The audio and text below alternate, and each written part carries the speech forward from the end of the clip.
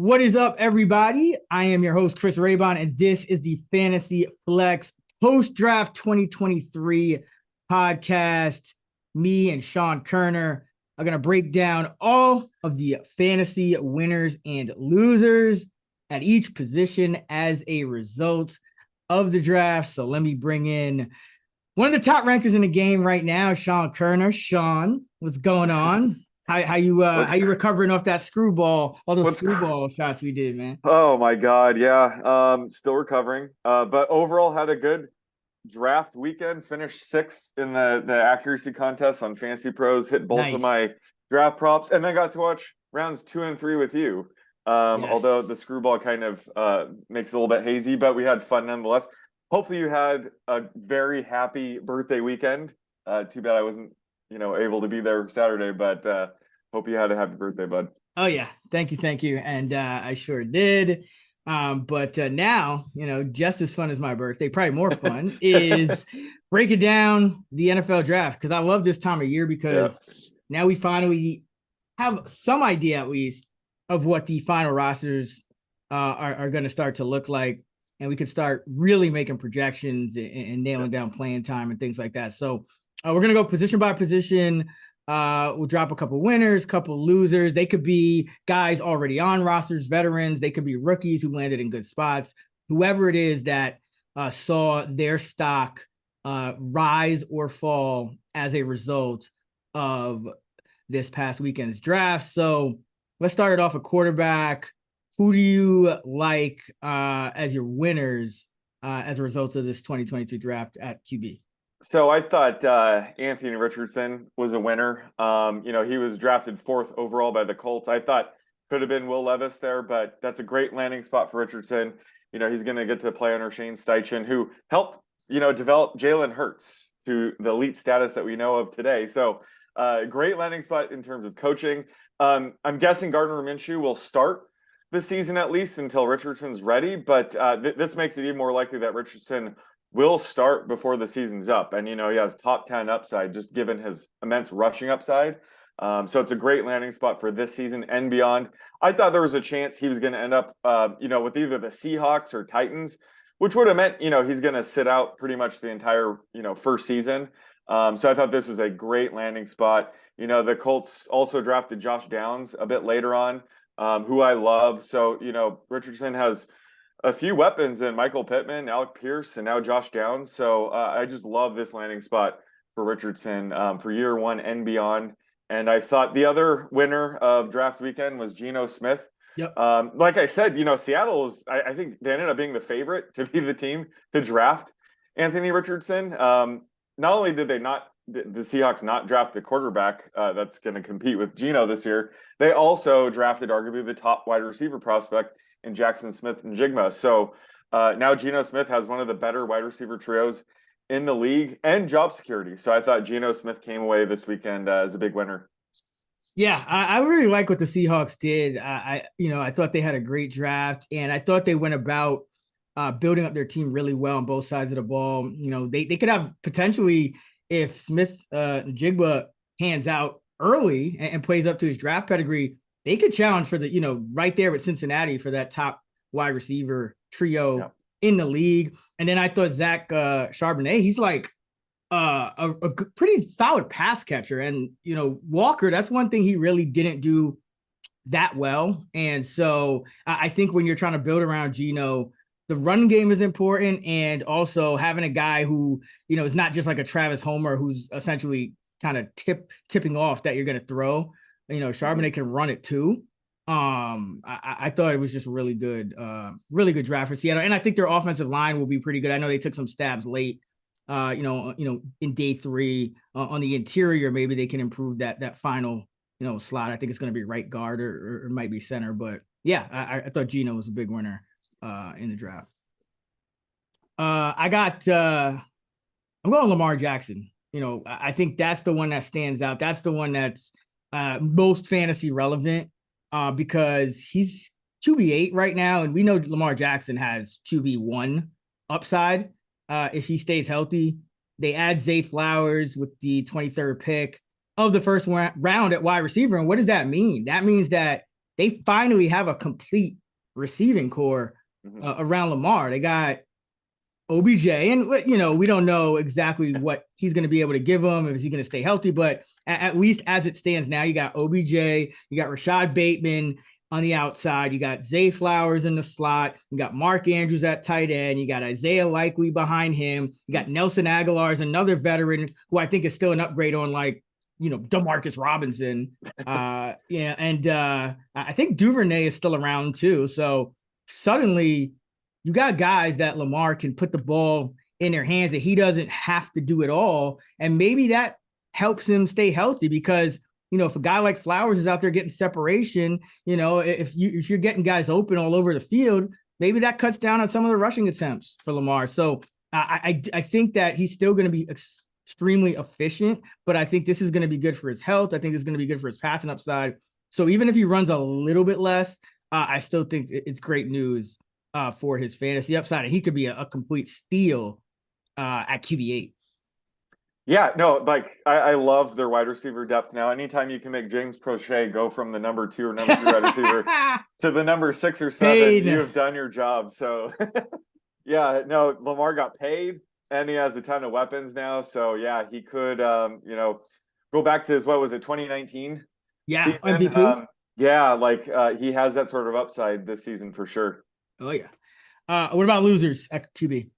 I got to go with Ryan Tannehill and Matthew Stafford. And, Ryan Tannehill, he went from one of the worst pass catching units in the league last year to losing Robert Woods and Austin Hooper, which isn't saying much, but they didn't really draft anybody or bring anybody in to replace them yet. They drafted the running back Tajay Spears, who I like, in the 5th round tight end Josh Wiley.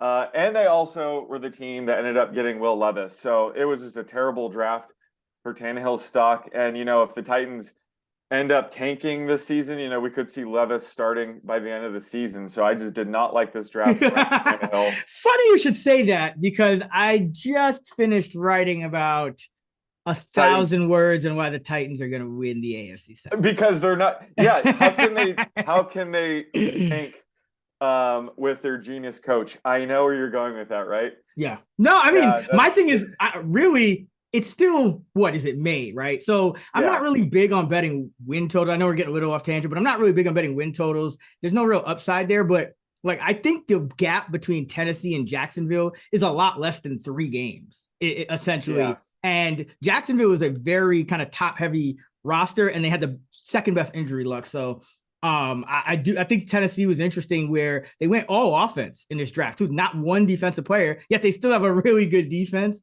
But I agree. I thought it was kind of odd that Tennessee didn't get another playmaker earlier. I know they were kind of limited, but I honestly thought that they probably should have just gotten another wide receiver or some type of other playmaker with that Levis pick. I think Tannehill is fine. And I think, if you need to go away from him, the way your roster is constructed, you can win, a game or two with maybe not Josh Dobbs, but, a guy that you could kind of bring in for a game here, game there, as long as he's better than Malik Willis. So that was kind of questionable to me, but yeah, all in all, you add it all together, and I agree. I think that's an L for Tannehill. Yeah, exactly. That Will Levis pick, being a wide receiver, would have flipped the draft the other way for Tannehill. Yes. But real quickly, there weren't that many losers at quarterback, but I thought Matthew Stafford was one of them, because again, they really haven't made any moves to replace Allen Robinson, which, he totally flopped last year. I think that's called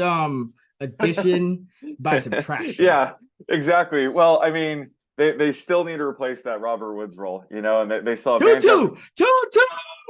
Oh my God. Yeah. Well, they could have had Amon-Ra St. Brown there. Don't get me going on that, because we're trying to keep this an hour. But they drafted a wide receiver in the 5th round with Puka Nacua. Come on, get out of here with that. And they probably reached on Stetson Bennett, taking him pretty early in round 4. Yeah. But he was about to go undrafted. I know, but this is another one of those situations where, if they're tanking, would not be shocked if he starts at some point.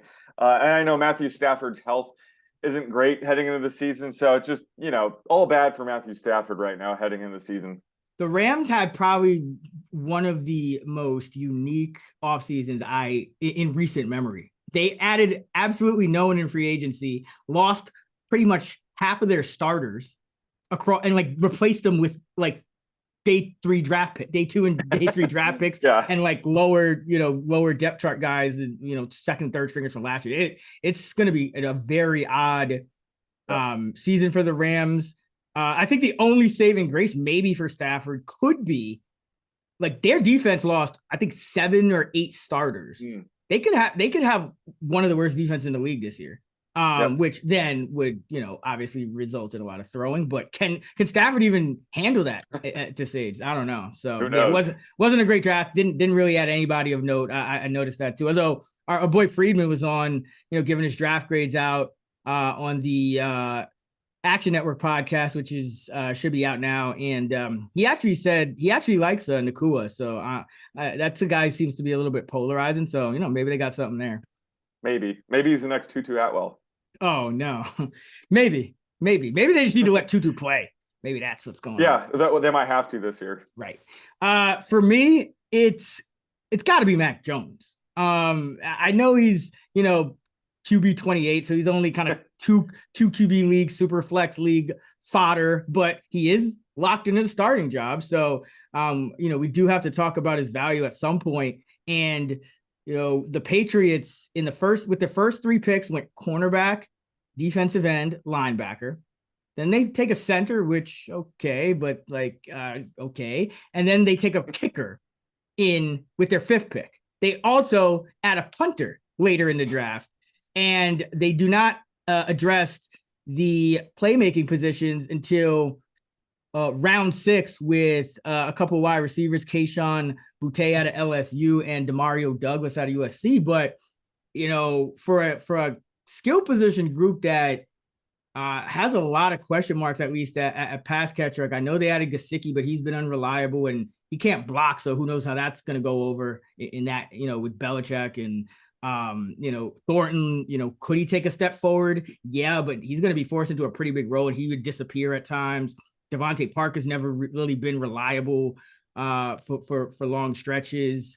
And Juju Smith-Schuster, just seems to be on like a downhill trajectory after peaking way early in his career. So, I mean, this could get ugly, outside of, dumping it off to Ramondre Stevenson over and over. But it seems like the Patriots are kind of gearing up to be an elite defense and trying to get back to it on special teams, drafting specialists, using real picks, like real live draft picks. Not fake ones? Not fake ones, but real ones. Real 49er type picks on specialists. That it just doesn't bode well for Mac Jones. So, in best ball, he's really going to be like that last possible guy. Like if everyone else is gone and like I can't get a Richardson and I can't get, I can't even get these like kind of high upside guys who might not even start all year, like that, he's going to be my last resort because I really do not like how the Patriots went about it from his perspective anyway.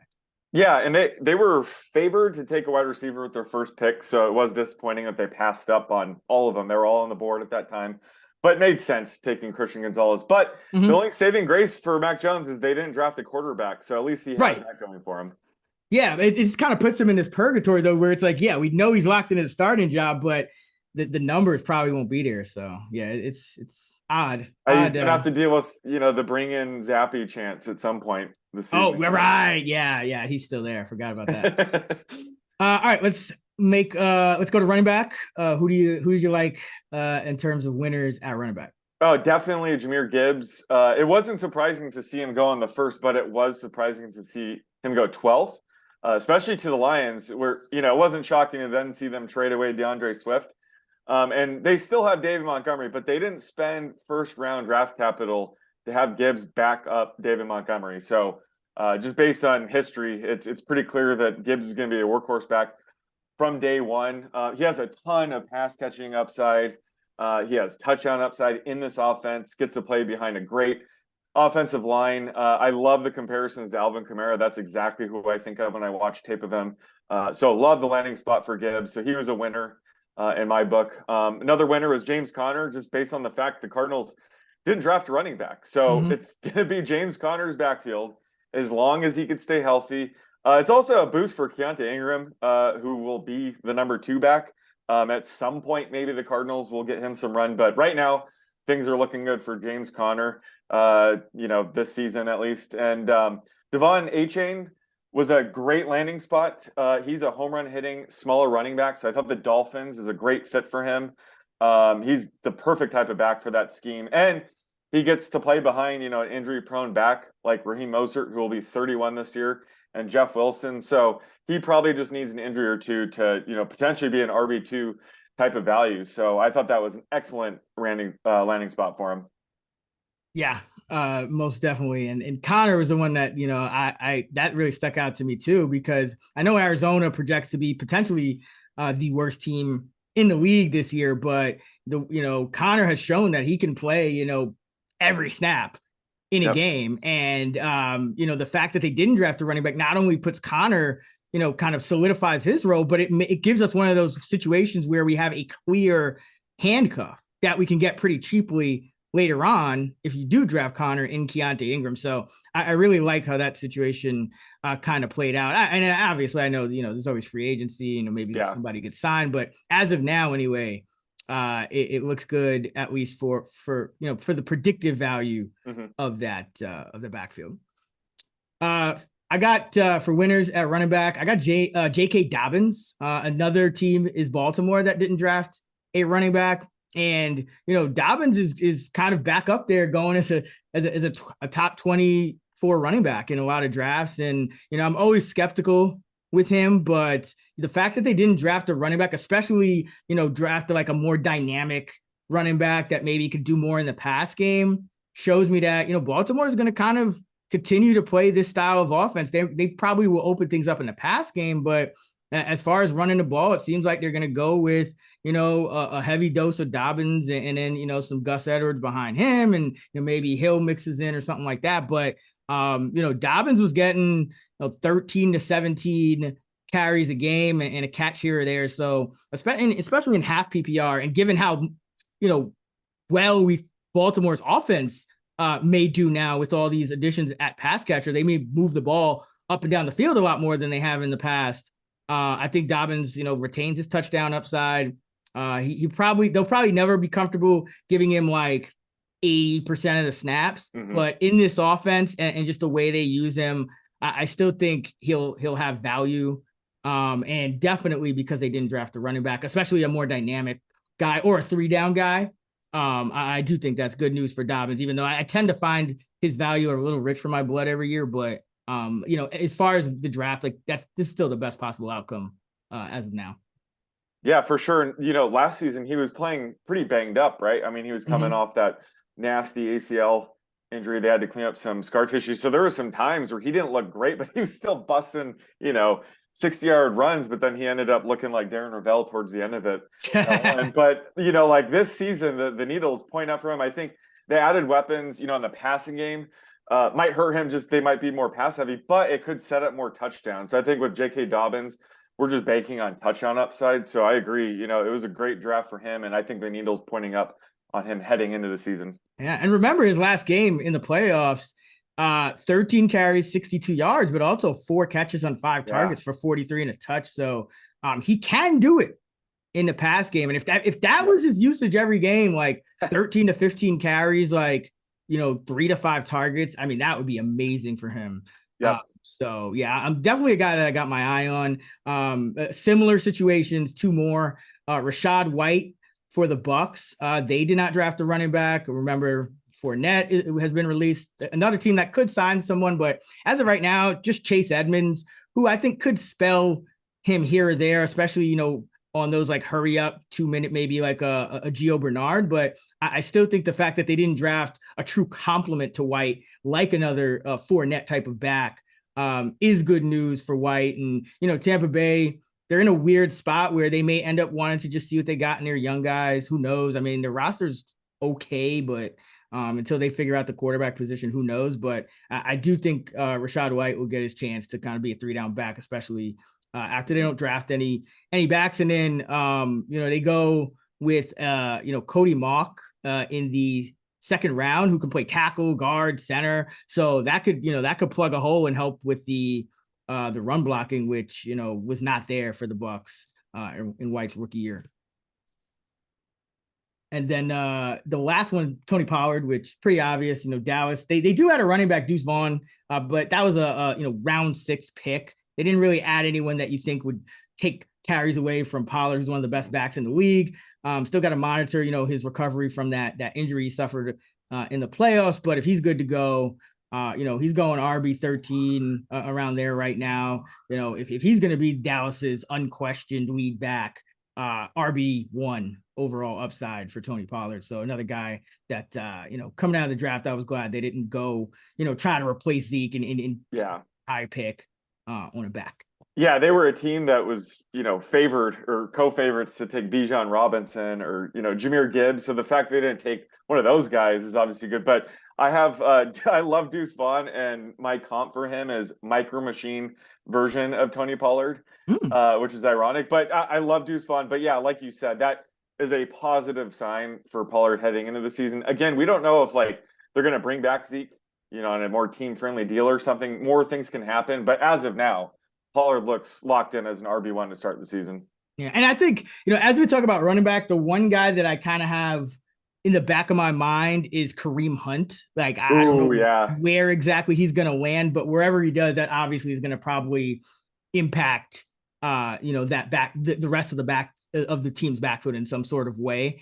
So that's something to keep in mind with these guys who are saying, they don't really have any competition. I don't know if a team like Arizona, who's tanking, may do it, but right. Dallas, I think that's potentially a possibility, a team like that. Even Baltimore. I think, some of the contenders, I could see signing a Kareem Hunt to kind of bolster their backfield. So that is something to kind of watch out for. Same thing with Eckler and Dalvin Cook. Aren't they sort of on the they're in limbo. Right, I think so. What I'm hearing about Eckler, and it just seems to change all the time, but as of now, it seems like they're actually trying to go toward a resolution that keeps him on the Chargers.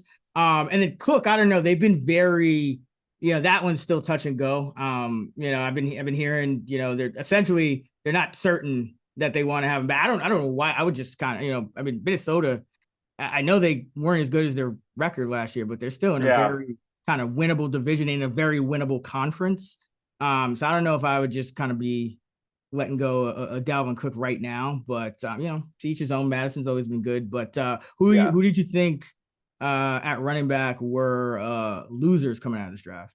Well, I already mentioned it, but David Montgomery, just the Lions taking Gibbs at 12th overall pretty much means Montgomery's going to be, an RB3 with RB2 upside if Gibbs were to get injured.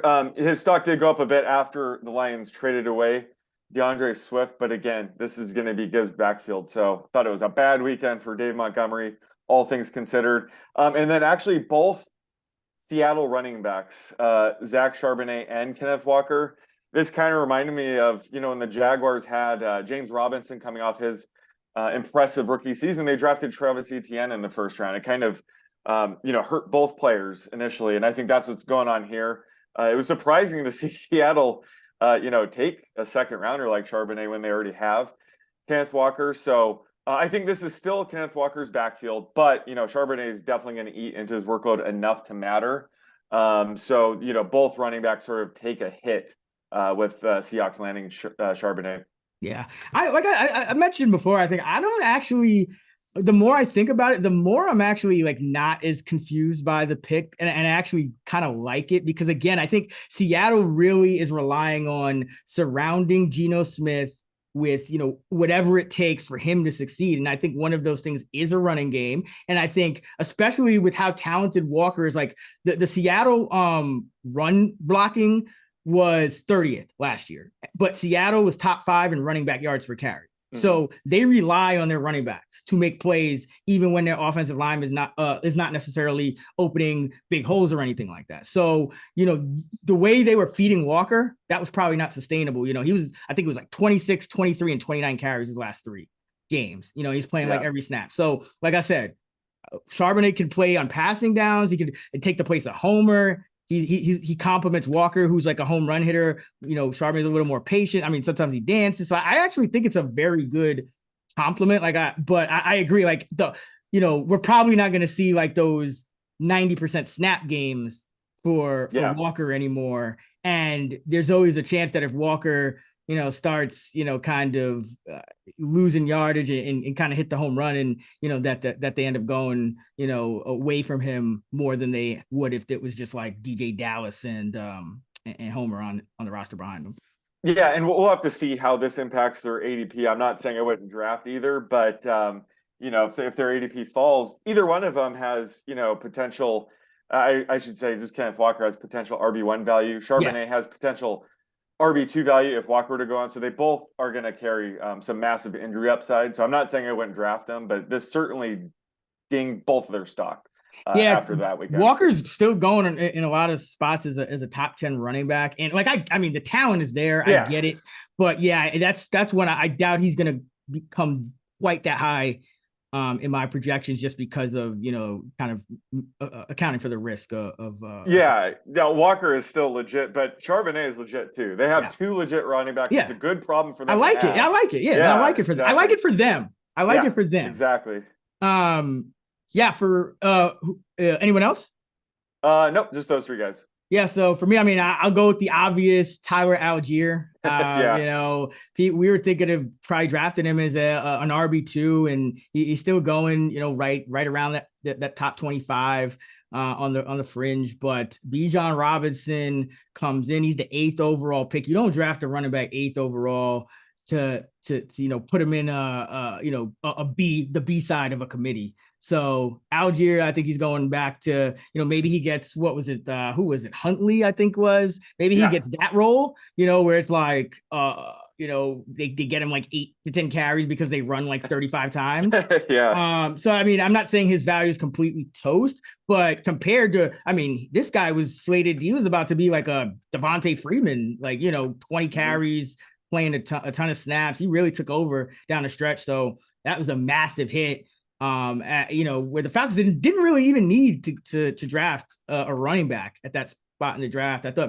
I thought they should probably have gone defense because they were such a good running team. I think they were top 5 in running DVOA anyway.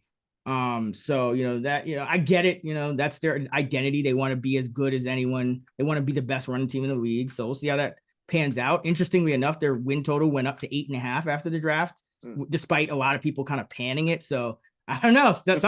Somebody's bullish on the Falcons besides me. But also another loser, Rashad Penny. I thought that was pretty intriguing when he landed in Philadelphia. Could potentially take over that Miles Sanders role. We've seen at times Penny, look like the best running back in the league. Super explosive. Would be the best line he ever ran behind in his career. But now Philadelphia gets DeAndre Swift, and we already saw how Philadelphia, they don't really have allegiance to any one running back. Like we saw that more and more down the stretch. In the playoffs, we're like, Miles Sanders is going to retain his workload. And it was just like, no, Boston Scott. No, who's the other guy? Gainwell, and it's the worst part with them is sometimes it's hard to predict too, exactly when and how they're going to use those guys. Yeah. So, DeAndre Swift is a very talented runner. Penny is a talented runner.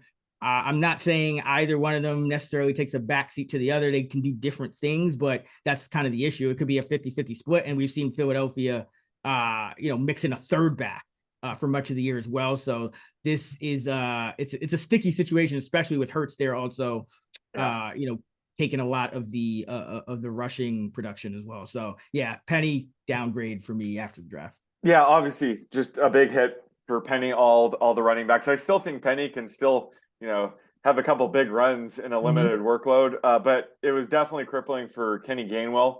I thought he had some upside heading the season, but Swift will probably take over most of those receiving duties. But how much you want to bet after all this, Boston Scott is their first touchdown scorer this year?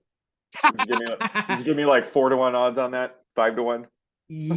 I would probably give you I'd have to. I mean, I'd have to. The book would give you it'd be like plus 250. Some bullshit line that you never. I'm trying to get a better line from you. No, you're not though. They also have Trey Sermon, so who knows? What's going to happen here? But Trey Sermon is not doing anything. I know that. Well, this is like 49ers East, so I'm just saying there's a lot of volatility here. Well, I think if I had to project the way the roles would kind of shake out. I think Swift would be the guy they go to, early in the game, and he's playing a little more when the game is still in doubt and they have more passing situations. And then if they get up by, multiple scores late in the game, I think Penny comes in as a little more of a hammer. He's not as good in the pass game, but he's a big athletic guy who can explode. And especially if the defense is tired already from chasing Jalen Hurts around, I think that makes sense. Yeah. So, I mean, geez, Philadelphia, the rich really got richer. And I was like, I was getting ready to fade Philly. I'm like, all right, Philly probably peaked last year. And then, I mean, they knocked this draft out the park. So, Well, Philly kicked ass this draft. But the other thing with Swift is I don't know if he's going to get much goal line work. If anything, he's going to be the one pushing Jalen Hurts' ass into the end zone. And unfortunately, you don't get points for that. So, I mean, to be fair though, I feel like Philadelphia actually didn't really discriminate. Like it was just whatever running back was in the game at the time they were at the goal line, which was often because Gainwell had a time where he was getting some touchdowns. Boston Scott. Yeah. I just feel like they want to rotate guys, and whoever's in it. It's like, remember the old Patriots used to do that with Lewis and Blunt and like it's just whoever's in the game, Burkhead, whoever's in the game, you get to carry. I think Philadelphia might end up doing that. So maybe Swift will have a little more goal line usage than you would otherwise expect for a guy who's probably going to play more on passing downs. But that's just kind of a gut feel. I can't like confirm that. It's just kind of how I see it playing out. All right, let's go to wide receiver. And, even with a kind of, I guess, somewhat underwhelming wide receiver class, I still think a lot of interesting things happen that are going to have a fantasy impact. So who do you got for winners at wide receiver? So the first one was Rashee Rice.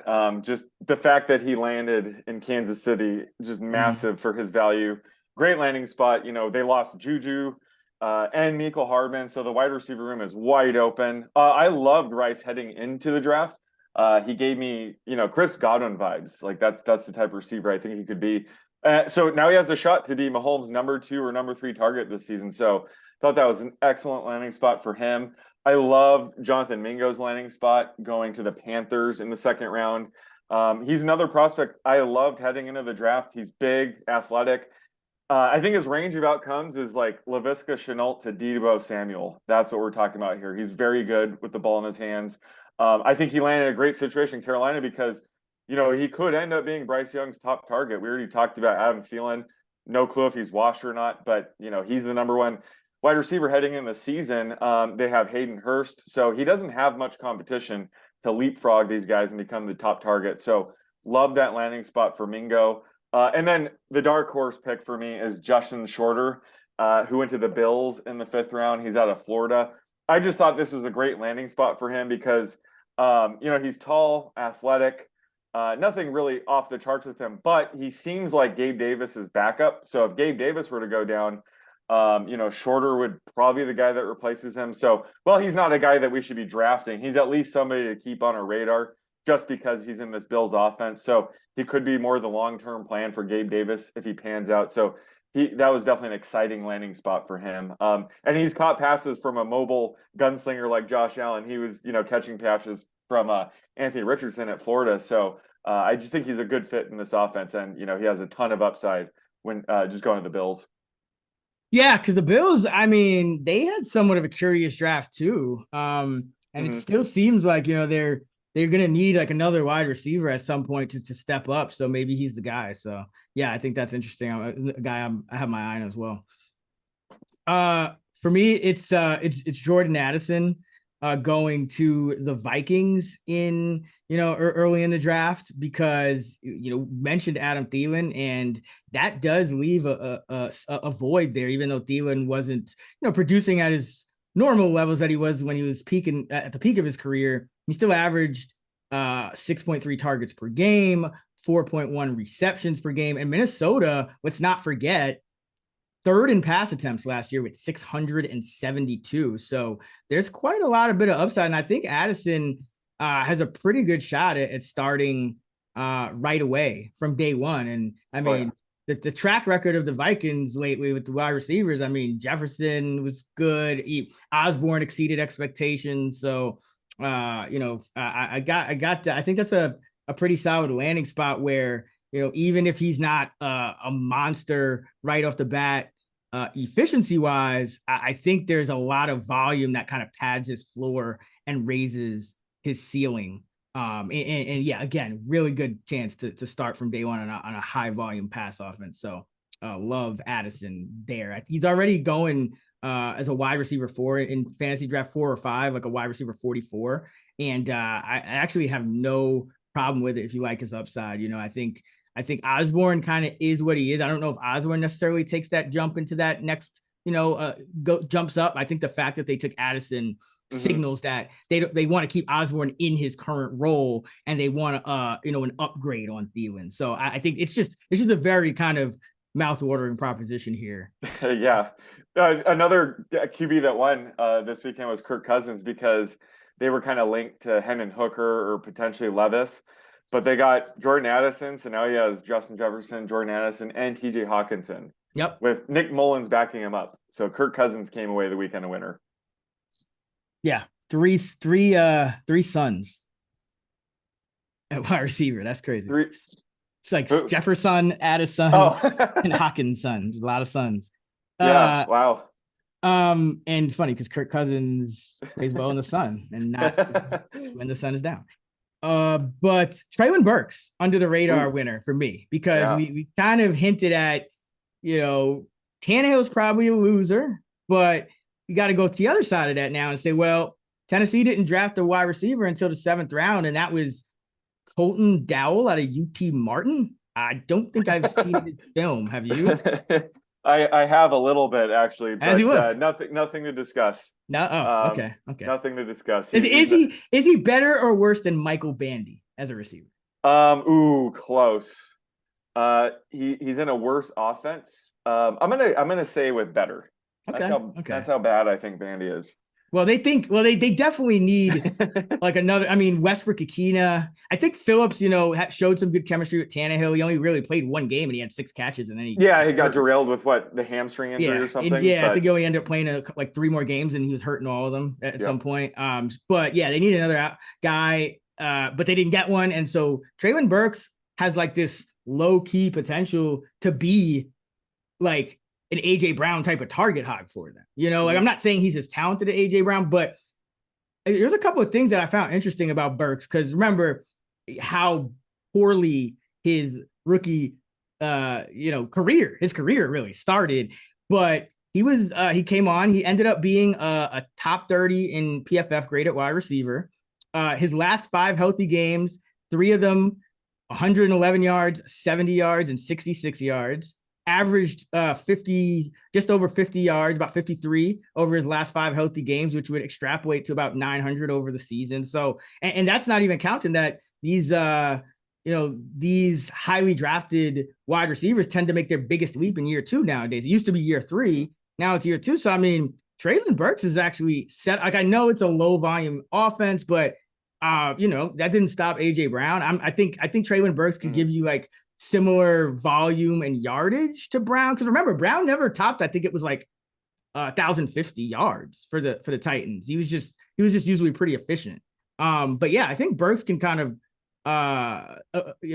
come close to 1,000 yards and just not as many touchdowns as a guy like Brown, but Burks is kind of shaping up to be like a post hype sleeper kind of guy, especially with the way Tennessee went about the draft. And now I think Levis, being the fact that he's an upgrade on Malik Willis, Josh Dobbs, at least we think. I mean, I would think he is. I noticed that Burks a lot more efficient with Ryan Tannehill, 9.9 yards per target, 67% catch rate, and then he was pretty bad with all the other guys. So a lot of things to like about Treylon Burks suddenly. And I never mind, I know it's a low volume offense, but when you have this like one guy who could be a target hog in that kind of offense, I'm still fine with taking him, because, there's always going to be those games where, somebody puts up, 30 points on you and you just have to throw the ball. I mean, quite a few of those games. So I think Treylon Burks came out of the draft as a winner. For sure, yeah, good time to buy in on him, and don't forget about our boy Chigga Kwanko at tight end. He's entering the season as a clear-cut tight end one, he flashed some upside as well. So I think those two guys should be the top two weapons in this offense. Yeah, well, you just stole my thunder from the Oh next no. segment, but Damn it. I didn't see that. It's a good call. It's a great call. As Yeah. long as the listeners know we're both on the same page, that's even more powerful. So no, but I totally agree. Who do you got for, before we get to tight end, who do you got for losers at wide receiver? So Alec Pierce is the first one for me. Just the Colts will probably throw less once Anthony Richardson takes over. So I think the pass catchers will offer more value earlier in the season when Gardner Minshew is presumably starting. Plus, the Colts also landed Josh Downs, who could see a ton of volume in the slot. So it seems like, Alec Pierce's stock took a bit of a hit draft weekend. I also have Tyler Lockett here. Lockett and DK Metcalf have been able to dominate the target share the past few seasons, but now they have a legitimate number 3 receiver in Jackson Smith-Njigba that could ding both of them just slightly. But Jackson Smith-Njigba will primarily line up in the slot, so that could kick Lockett on the outside more, making him a little bit more inconsistent, maybe draw tougher coverage week to week. Plus, also Seattle drafting Charbonnet could suggest the Seahawks are going to be a little bit more run heavy or balanced. So I never count Lockett out, but just after the draft weekend, that didn't help his stock. And then the last guy is DeAndre Hopkins, just because there was rumors that Arizona was looking to move him, for draft capital. But now that the draft has come and gone, that's one less opportunity for him to get out of Arizona. I was hoping he might end up somewhere like Buffalo. And that could still happen. Again, we're only dealing with the information we have right now. But the fact that the draft is over means it's more likely staying in Arizona, which is going to be terrible. Earlier in the season, we don't even know who's starting for them at this point. So that's brutal for, Hopkins stock. Again, if he gets traded before the season, that should help, or later in the season. But right now, it does look like, as of now, he's staying in Arizona, which is bad for his stock. Yeah, because we don't know how long Kyler is going to be out, but depending on how the start of the season goes without him, if they're sitting there like 2-8 or 1-7, do you really bring it? Do you really rush him back? You just say, hey. Oh, right, yeah. I mean, Colt McCoy is hurt too, so I know. They might have to sign like somebody, but yeah, it's just not great. They might have to throw more as a result, but it could be Clayton Tune throwing. Either way, it's a disaster for Hopkins at the moment. Yeah. I think wide receiver is always the one where I'm always good at like being pessimistic about wide receivers that people are too high on. So I got quite a few here. Who do you got? So let me start. One of them I didn't even write down, but hearing your Lockett take, I actually have a bit of a difference of opinion on that. I actually think the loser is Smith-Njigba in Seattle because he could have, as the first wide receiver taken. I think you and I were talking about this. Like the first wide receiver taken is usually going to a place where he's like the number 1, number 2, almost guaranteed 100+ targets. Whereas I think he's a clear number 3 in Seattle because I think Tyler Lockett. There were points where Tyler Lockett was better than DK Metcalf last year, so I don't think Tyler Lockett's going anywhere. Like that's a guy. I think it was even last year I was like high on Tyler Lockett. Everyone was kind of counting him out. Like I agree, you never count him out. So like I think Smith-Njigba, great addition for Seattle, but I think for this year, like that kind of caps his rookie or upside more than almost any other landing spot when you're gonna kind of go, you're probably gonna start, but you're gonna be starting behind 2 of the best receivers in the game. So I thought he was a loser. And by a similar token, you mentioned Alec Pierce. I think Michael Pittman, who still goes around low end wide receiver 2, just outside the top 20. I think he may be a loser because I think you and I also talked about this, but like there's that Anthony Richardson risk of like he comes in and they run this offense where he's throwing like 25 times a game, and yeah, he can launch it, but he's probably not going to throw a ton of touchdowns. And we already saw Michael Pittman kind of struggle to be efficient last year, and he had Matt Ryan for a lot of the year. So Pittman always worries me. The touchdowns have never been consistent. I really love him as a player, but they got Jonathan Taylor. Like it just this could end up being like a super run heavy team. It's a little rich for me. It just seems a little risky at that spot in the draft. Like I wish he was going outside, the top 30, and then, maybe he's a little bit more of a value. But at this point, I do think there's some risk attached, especially when we don't really have a great idea of the projection for games started yet between Richardson and a guy like Gardner Minshew. So as of now, I'm a little bit, I agree. I think Pierce too. I think all the Colts receivers, but yeah, because I think that Richardson risk is kind of like, when Justin Fields first started or something like that. Yeah. It's there. There just might not be a lot of production to go around. But there's a ton of other guys as well that came to mind. So Rashad Bateman,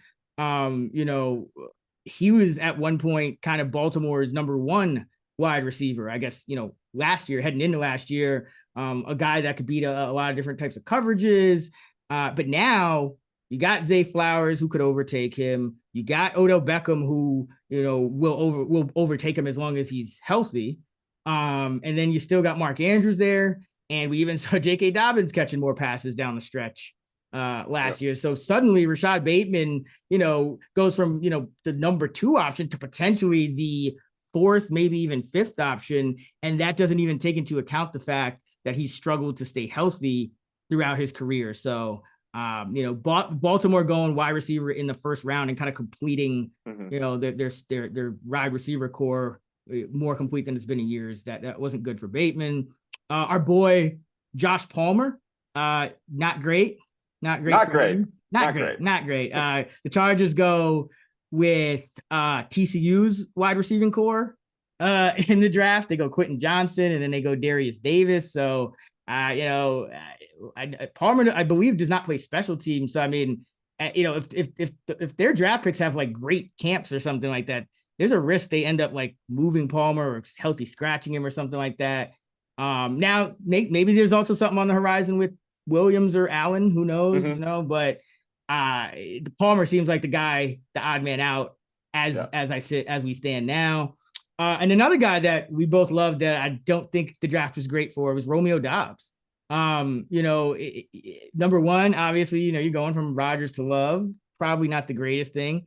But Green Bay finally went ham on pass catchers. They go tight end Luke Musgrave in round 2, wide receiver Jaden Reed in round 2, tight end Tucker Kraft in round 3, wide receiver Dontavian Wicks in round 5, and wide receiver Grant DeBose in round 7. So just like, last year we kind of liked Dobbs because he had this path to playing time in an uncertain Green Bay depth chart. It's like, well, now, Christian Watson is going to be a factor, but now you suddenly have all these other guys that, kind of complicate things. And, Dobbs doesn't necessarily have like this clear role anymore. So yeah, man, it's, Watson, maybe Reed starts in the slot, but, and Dobbs is that third guy. But I mean, I think, Samori Toure is still there. Your boy. Yeah. And he's showed some flashes, but, just with these pass catching tight ends and the way Dobbs did struggle at times to separate and kind of make himself available to Aaron Rodgers. I think last year was the year where you would have liked to see him kind of flash the way Watson did and kind of get more of a stranglehold, because now I will say that I do think he's at a lot of risk, even if he's starting, of falling to like that 5th target out of 5 and kind of being the guy that is invisible more often than not. So yeah, I didn't love it for our boy Romeo Doubs there. Yeah, to be fair, outside of Christian Watson, this wide receiver depth chart's kind of a crapshoot. Jaden Reed, he's an excellent returner. I don't know if he can become a full-time starter, but just based on the depth chart, he might.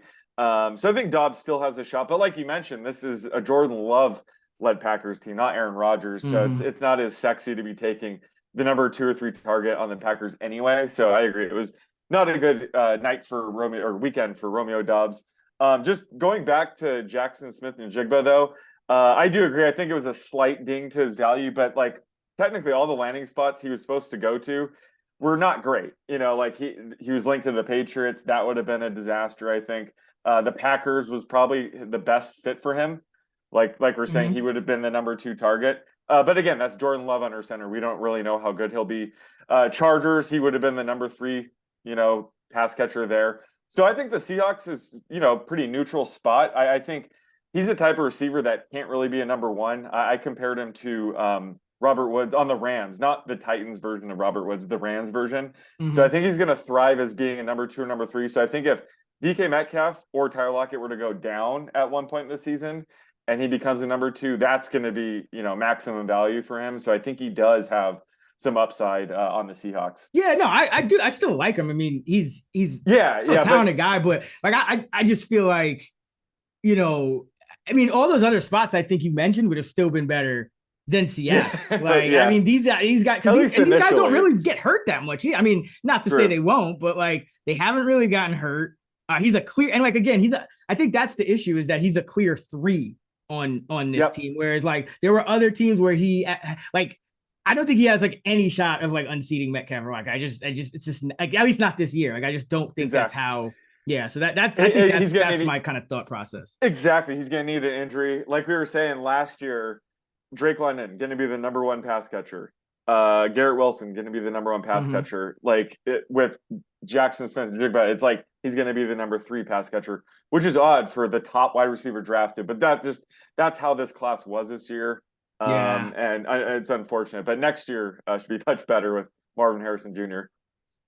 Yeah, I mean, I never sleep on wide receiver classes though, because sometimes it's the ones that they think aren't great, but then you have a lot of these like day 2 guys that just go off. So I'm I think it's I think it's going to be interesting. I think a lot of these guys are going to get playing time right away, even if they're not necessarily their team's number 1 option. And a couple of those guys probably will potentially take that role, or grow into that role. So still I think it's an exciting. An interesting class. But let's close it out with tight end and who you got for winners. Gotta go with Sam Laporta. The Lions drafting him in the 2nd round was this amazing landing spot. I was quizzing you to name the Lions tight end depth chart. James Mitchell, Brock Wright, and who's the other guy? There was a third guy. James Zylstra, yes. Ooh, yeah. So, I mean, he doesn't have much competition. He's a great pass-catching tight end. And they're going to be without Jameson Williams, for the first 6 games. So they were without Jameson Williams for the entire season last year, too. Even when he was playing, they were without Jameson Williams. He was quite the decoy. He has not arrived yet. Got to admit. But, he could be Jared Goff's number 2 target to begin the season. So I thought that was an excellent landing spot for him. The other winner was Luke Schoonmaker. The Cowboys kind of messed up a little bit. I shouldn't say messed up, but by not taking Michael Mayer, they were left with like the 6th or 7th tight end because there was just a run on tight ends in the 2nd round. It was a very deep class. So they ended up with Schoonmaker, who is legit. I think he's very Dalton Schultz-like. So I thought this is a great landing spot. Anywhere else, he would have been a top, the backup tight end at best. But I think he has real shot. Again, Dallas, their tight end depth chart is pretty weak. So he has a shot to be the week 1 starter and the Dalton Schultz replacement. So I just thought it was an excellent landing spot for him. Yeah. Because, I think I'm guessing, especially just, based on the context of the pick, that they view Ferguson and Hendershot as kind of backup role player type of guys. So the fact that they felt they needed to go tight end, kind of telegraphs it.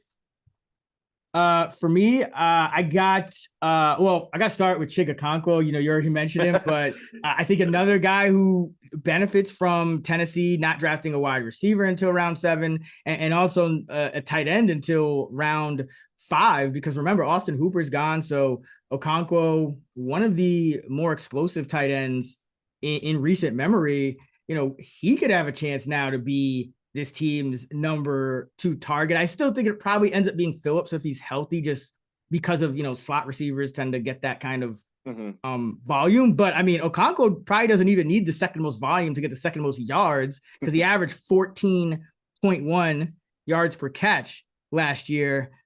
Scored a touchdown about every 10 catches too. So this guy's super explosive, and Tight ends don't have those year two breakouts as much as wide receivers do, but the fact that they're kind of putting him in a featured role this early in his career, I think it's a good sign. Maybe he's like their new Delaney Walker or something, and maybe if Burks gets injured, maybe it's Okonkwo who gets like those 4, 5, 6 catches a game. So really think he has a lot of upside there, especially if you wait on tight end and you're not trying to take one of those riskier guys in the middle rounds, which always seem to disappoint. I think Okonkwo is a great late round tight end.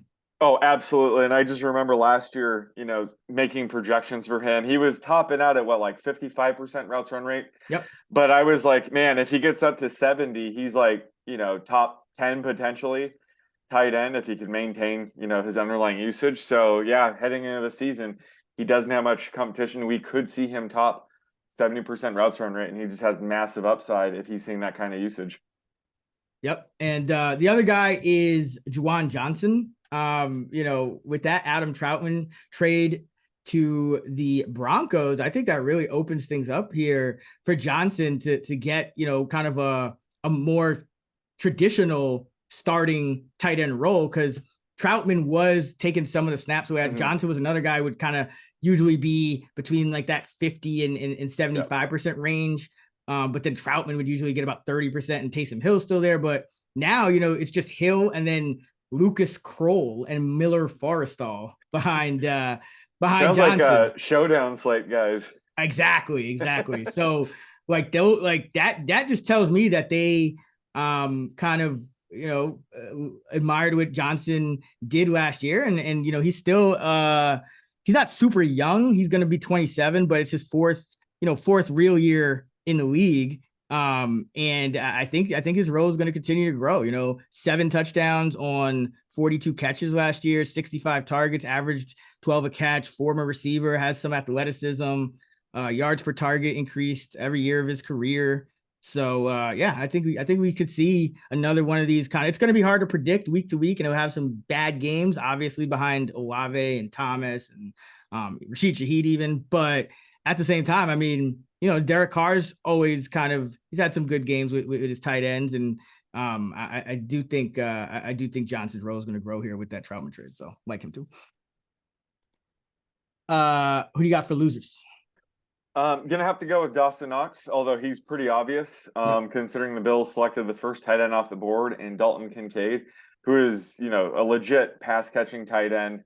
Knox might begin the season as the de facto starter, but only be a matter of time until Kincaid passes him up. This also could just be a signal that they intend to use more 2 tight end sets this season. So this could ding, the slot receiver role. So like a Khalil Shakir, Deontay Hardy, those kind of guys might see less playing time as a result. But obviously this is just a crushing blow for Knox's value. He still could be a red zone threat, but I don't think we're going to be projecting him for 3+ catches every game going forward. And then have to always pick on Austin Hooper when I can. So Austin Hooper was a loser. He was on track to be the Raiders' lead tight end, with Darren Waller now on the Giants. He had OJ Howard backing him up. So I thought, he had potential to be a tight end too heading into the season, but Michael Mayer just sort of fell into the lap of the Raiders, so they had to take him. So Mayer was considered, the top tight end prospect. He's a, good blocker as well. So I think he's going to get on the field day one. So I think that just, limits Hooper's upside. Not that he had much. So, Hooper's probably down to more, unappealing tight end 3 at this point. So I thought Austin Hooper was a tight end. I thought lost quite a bit of value draft weekend. Yeah, Hooper, I mean, I think his best days are behind him.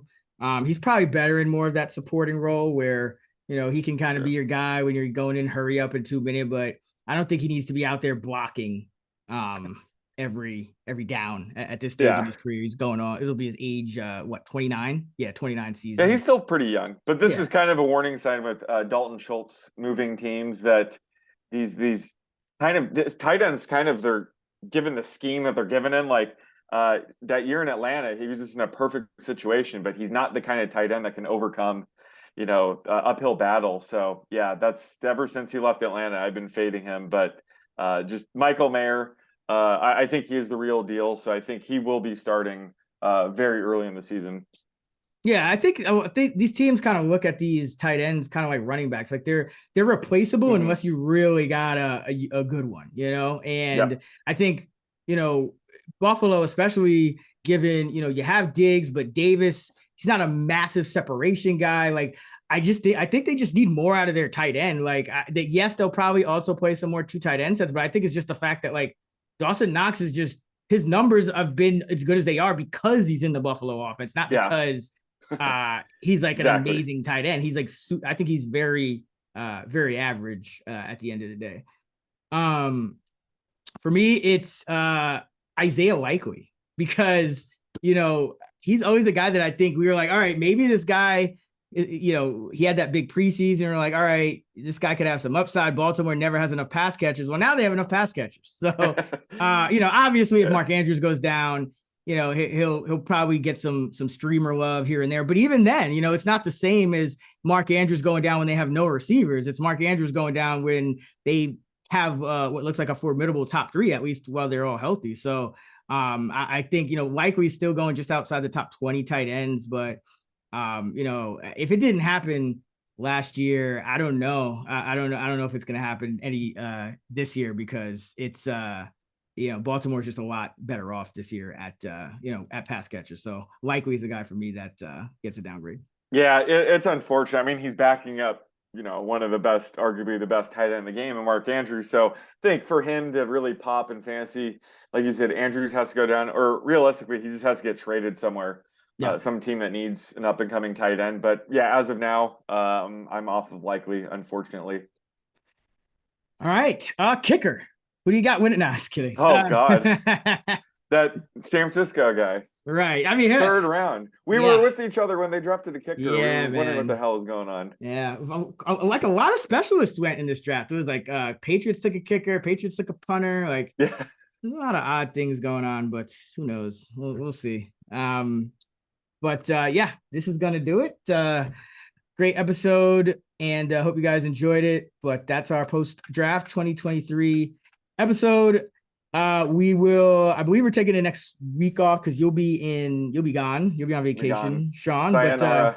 But yes, sir. But hope you enjoy Spain. And yeah, thank you. You're welcome. And when we get back, I think we're gonna go division by division, I believe, and just kind of go with some in-depth breakdown. So be on the lookout for that. But if you want to find Sean on Twitter, he's at @the_oddsmaker. I'm at Chris Raybon. You can find us at those same handles on the free award-winning Action Network app. You can follow our bets and track yours. Until next time, let's get this money.